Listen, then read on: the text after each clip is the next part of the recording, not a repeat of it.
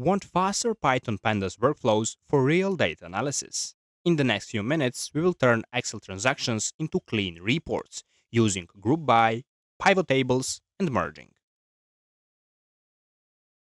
Here is the example of the Excel file.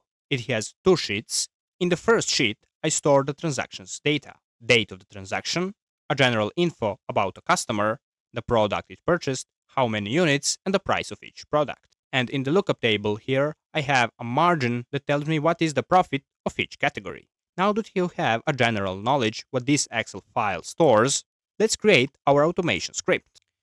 I will import pandas as PD and I will also import OS. First thing I need to do is load the data. And the path to my file is this. The link to this exact Excel file will be on my GitHub, and the link to my GitHub is in the description below. So if you want to follow along, go and download the file. And I will store the Excel data in this XLS variable, and I will call pd.excelfile and put the path to my file. Then I will store all of the data from my Excel in this data frame variable and call pd.readExcel, then pass the Excel file, which is XLS in my case, and what sheet I want to store. In my case, it will be transactions, raw transactions sheet. Once we've loaded the data, we need to clean it a little bit. So the first step is to convert the data column into data that can be worked in Python. So I'll write pd.toDateTime. So it will convert the column df data into datetime objects. And also, if it cannot convert them, let's put none. For the columns units and price, I want to convert them into numeric. So for units, I will write pd to numeric, data frame, units, and the same. If error occurs, I want to put none. This exact same line will apply to price. And now that we clean the data a little bit, we want to remove all the rows that have some empty columns. So I'll write df equals df.drop na, and here pass the subset which will contain all the columns that I need to look for. So if date is empty, or if region is empty, or if product is empty, or if units are empty, or price. If any of those are empty, it will remove the whole row. And now we need to tell Python to treat these units as integers. So I'll write data frame units as type, and here write integer. The same will apply to price. Because we cleaned our data, now we are ready to start processing it. First, let's create a revenue column that will store the actual price of the whole transaction. So I'll write revenue and write df units. How we calculate the revenue? We need to multiply the units table, column, with the price column, as I said before. And this will give me my revenue table. Let's also create a month column that will give me which month it is. So I'll write df and then month to be from df date, run the data time and call to period. And how you want to split it? I want a month, a capital M. And this will give me the month. But I also want to display the year. So I'll write dt.stringf_time and here pass the format. So I'll write %b. This means write the month with words and then % and y, and this will print the year. I will also print one revenue and month. So we know that we've actually done this. But let's put this in our Excel file. I will create a separate file and call it out. And this should be named USA, for example, report.xlsx. This is the extension for Excel. But the important thing to mention is that this date time actually converts date into date and time. But I only want to get the date. So I need to convert the date time into date. Here I'll write df and then date to be df and then date. And I will call this string format time function.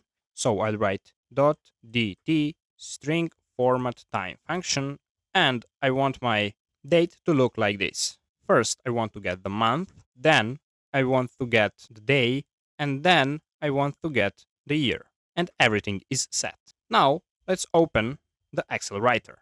pd.excelwriter. Here pass our file that we want to write in. Then what engine we are going to use, it will be OpenPyXL. And I will open it as W. And the only thing left is to actually write this into a data sheet. So I'll write df.toExcel, then pass the writer that will actually write this in our Excel file. Then what should be the sheet name? Sheet name here should be, for example, raw transactions. And also you should tell that you don't want indexing, so I'll write indexing false. I will also print that everything is saved, and I don't want to look for my file where it is and to open it manually.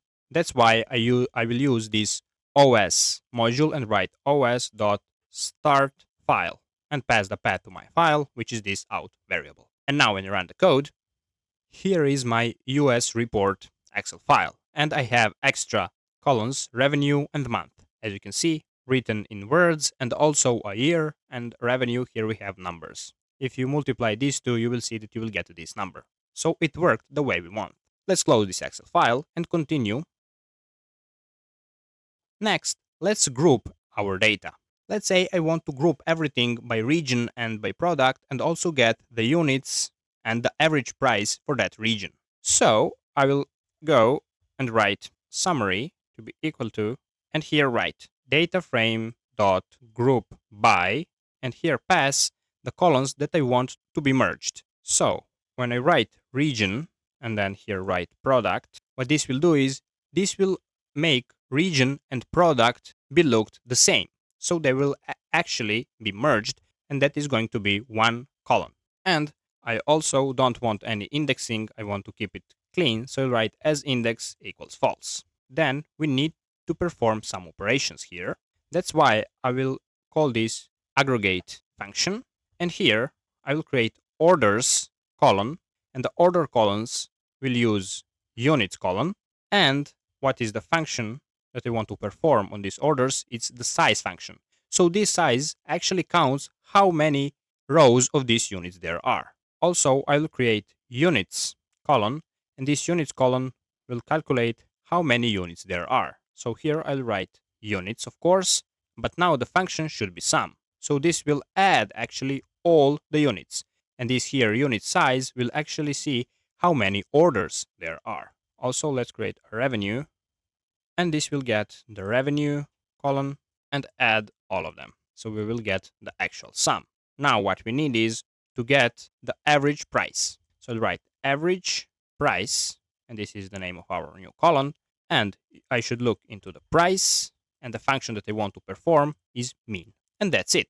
But let's also sort our data. So I'll write here sort value, and here you can also pass how many parameters you want to sort. So I want to sort region and revenue, but I don't want both of them to be sorted in the same way. For example, I want this region to be in ascending order, while this revenue to be in a descending order. So I'll write here ascending to be a list where first element will be true and the next one will be false. And that's basically it. Let's just print here so we know everything works. To revenue, let's write grouping.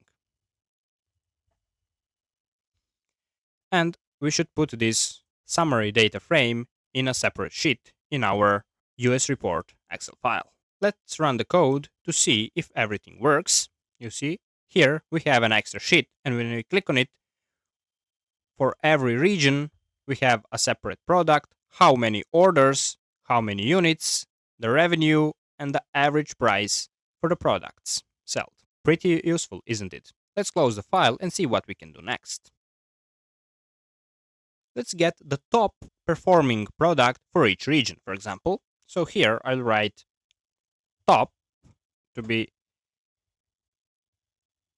summary.locate, and what I want to locate summary group by, and here write what I want to group. I want to group region. What this will do is this will make this region a key, and when I write here a list, it will tell what columns I want to look, and I only want to look the revenue column. And to get the maximum, I'll write ID x max. This will get the ID of the maximum value. And what columns should be displayed? Region, region column, product column, and also the revenue column, of course. And that's it. Let's put this in our Excel. I put it here, the same as before, and let's see what happens when I run the code. Here I forgot to put parentheses. Let's run the code now, and everything works. And as you can see, we have a top product here, and for each region I have the top product and the revenue for that top product. Let's close the Excel file. And here I forgot to print 3 top products. Now let me show you how to create those famous pivot tables. Let's write pivot here. And to create a pivot table, you have a special function called pivot table. And here you need to write some parameters. For example, index will tell what is the unique rows that you're going to look for. For example, I want a pivot table that will tell me how much money I made every month for every product and also the total for all products. So this is the month. So this will create each row to have a different month. But the same should apply for columns. I want every column to represent a certain product. So I need to write here columns and pass product. And this will create columns with unique products. Then what values should I be looking for? And actually that should be the revenue. And what function should I apply? It should be aggregate function named sum. And that's it. Also here you can put another parameter called fill value. By default, if you don't specify it, it will fill the value 0 if that unique product or month doesn't exist. Now the only thing left is to create that extra total column. So I'll write pivot and here write total to be pivot.sum and axis should be 1. If you don't specify axis, by default it's 0 and it will add all the rows. But if you specify axis 1, this means add all the columns. And that's it. Let's only print here pivot. And let's add this pivot to a special sheet. Here I added this pivot to a new sheet, but I also wrote this function reset index to start counting from 0. Let's run the code. And as you can see, here we have a pivot table. And as I said, each row represents a unique month and each column here represents a unique product. So for April, laptops made this much money, smartphones this much money, wireless earbuds this much money, and the total money for that month is this much. Pretty easy with Python, right? Let's close this. And let's proceed. Now let me show you how you can merge tables in Excel using Python. First, let's get the data from the lookup table we created in our Excel, if you remember it. So here I'll write products to be pd.read Excel. It should be Excel as file, and the sheet name is products lookup. Products lookup. Now we want to append products on our already created summary table, and I will call this one enriched. Why enriched? Because this one will calculate the total profit. So let's write summary.merge, and here we have some parameters that we need to fill. First, summary will be merged with what table? With products. How should we merge them? On product column. What this will do, this will compare if summary products equals products products. If that's true, then merge them. And you should also specify how. This means where should your summary data be? On the left, right, center, whatever. In my case, I want first summary, then the products, which is actually the products lookup table, and then you will see then what? Some data processing. So here I'll write left. And that's it. Let's calculate the estimated profit. I'll create from enriched profit estimation column, and that column should be enriched, and I should get the revenue multiplied with enriched and the margin, because that tells in what percent is my profit. And let's round all this to 2. I don't want too many decimals. And that's it. Let's also here print 5 merging. Let's add this merged table to a new sheet. The same code as above, nothing special. Let's run. And as you can see, here I have a profit. And as you can see here, it merged my summary sheet with my lookup table and it calculated the estimated profit in a new column. Let's close this. And the last thing I want to show you is how Python can actually understand dates and can help you work with them much better than you would do that in Excel. Let's say I want to get now a weekly profit, not a profit based on 1 month, but on 1 week. So I'll write weekly here, and I will call setIndex function. What this setIndex function will do, it will actually create a key on which I want to operate all of this.